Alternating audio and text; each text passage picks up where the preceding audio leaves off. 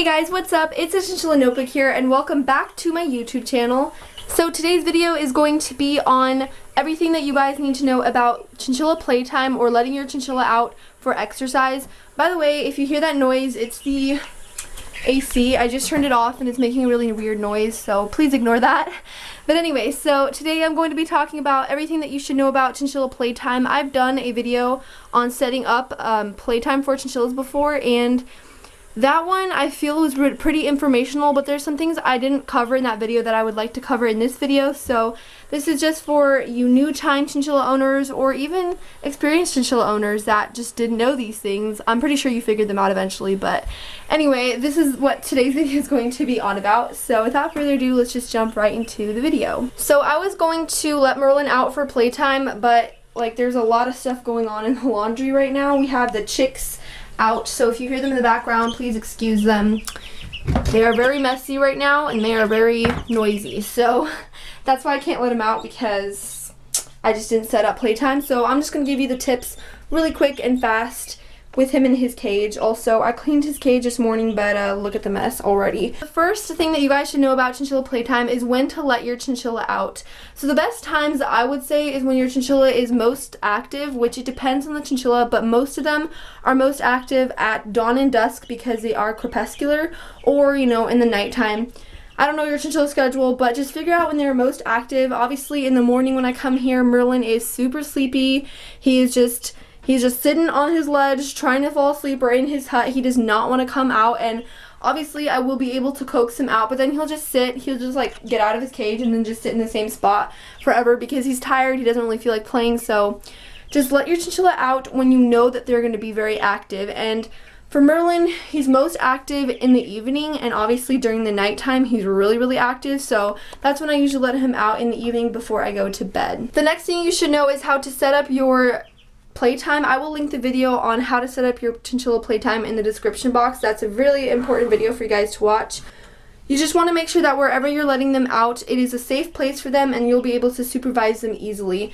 And I also recommend that you let your chinchilla out in the same room that their cage is in and leave a cage door open so that they can just quickly hop back whenever they feel like it.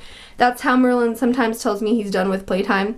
But basically, as far as setting it up, as you can see, like, you want to block any places that your chinchilla can chew or that are bad for your chinchilla. Obviously, this door doesn't even have a frame to it, so he loves that kind of stuff, so I always have to block it. And then also sometimes I block him from going underneath his cage because I can't really see what he does back there. And then of course, his favorite wool to chew is this wool right over here. And then this Clorox bottle I always lift up when I let him out. So basically, you just have to chinchilla proof your room. You can use like cages or like bars, whatever you want to use to cover everything. I just use cardboard, and I have one piece tucked in there, and then I have another piece tucked in there. But basically, I just set it up so that Merlin doesn't have access to anything dangerous or bad that he could potentially chew. Even though I'm like supervising him, he still will like run to the door and take a chunk out by the time I get to him. So I just choose to avoid that and just set up your chinchilla area really nice. I'm not really going to get into the details about that because I already filmed the video on it, but basically that's just one thing you really have to know. Fortify your playtime area so that it is safe and chinchilla proof for your chinchillas. Another video that I will be linking down below is how to make playtime interesting for chinchillas, because that's also really important. You don't want your chinchilla to be bored, and you certainly don't want them to get out of their cage and just be like, okay, a room, that's it. So obviously the extra space and new territory when they come out of their cage is going to be exciting for them, but you also want to add things to enhance their playtime experience. So I will be linking that video down below, which I cover in detail what some of the things you guys can do to make playtime interesting. Merlin always just sits like this now. I don't understand why. He like chewed all the other rungs. So yeah, so much for his hay rack. I mean, it never really survived more than a day. So the next thing that you guys should really know about letting your chinchillas out is how often and how much to let your chinchillas out.